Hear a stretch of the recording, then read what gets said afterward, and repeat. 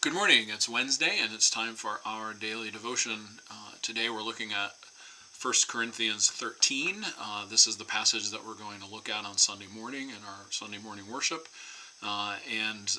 This month or short season, we are looking basically at the end of 1 Corinthians, where Paul is giving instructions to Christian community, to the church, on how we ought to act with each other and what we ought to do with our differences and how God deals with us each individually and yet corporately.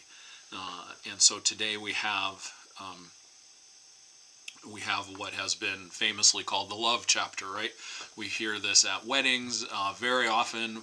I don't know that we hear it a whole lot of other places.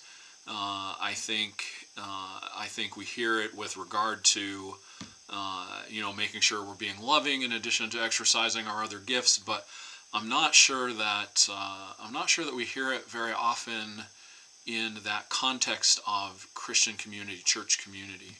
The very end of chapter 12, after explaining to the Corinthian Christians that while everybody has different gifts, and while the Corinthians have a tendency to favor a certain kind of gift, he says, favor if you're going to do that kind of thing, you should want the gifts that really help out the community, not the gifts that just feel cool or look cool.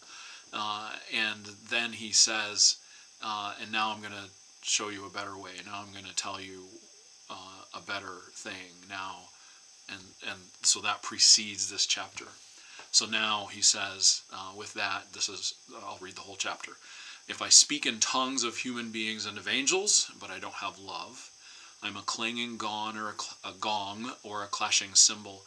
If I have the gift of prophecy and I know all the mysteries and everything else, and if I have such complete faith that I can move mountains, but I don't have love, I'm nothing. If I give away everything that I have and hand over my own body to feel good about what I've done, but I don't have love, I receive no benefit whatsoever.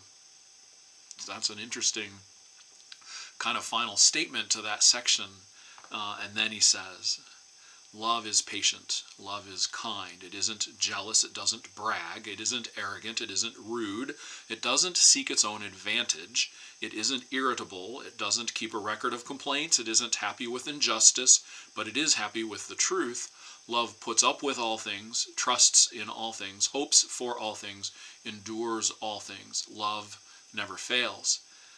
But as for prophecies, they will be brought to an end. As for tongues, they will stop. As for knowledge, it will be brought to an end. We know in part and we prophesy in part, but when the perfect comes, what is partial will be brought to an end. When I was a child, I used to speak like a child, reason like a child, think like a child. But now that I have become a man, I've put an end to childish things.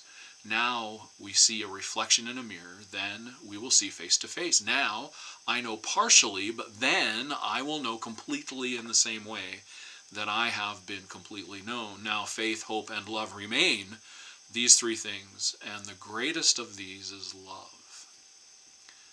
Well, we'll talk about some of that on Sunday morning. The song I have is one that we've done a few times, Love the Lord Your God, number 288. This is kind of a trio. There's three parts and layered on top of each other. It's really cool. I'm not going to try and layer any of these with my one voice, but if this makes it to the Friday sing-along, maybe we'll try that a little bit. I'm just gonna sing the three different parts.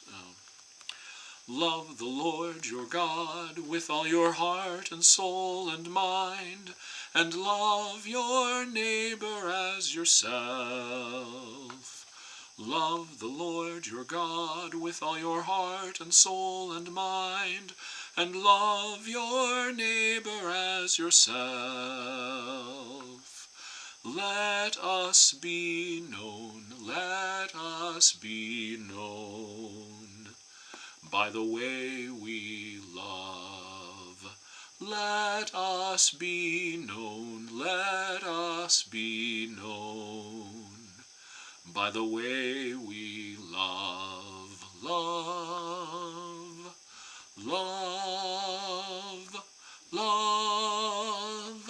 The greatest commandment is love.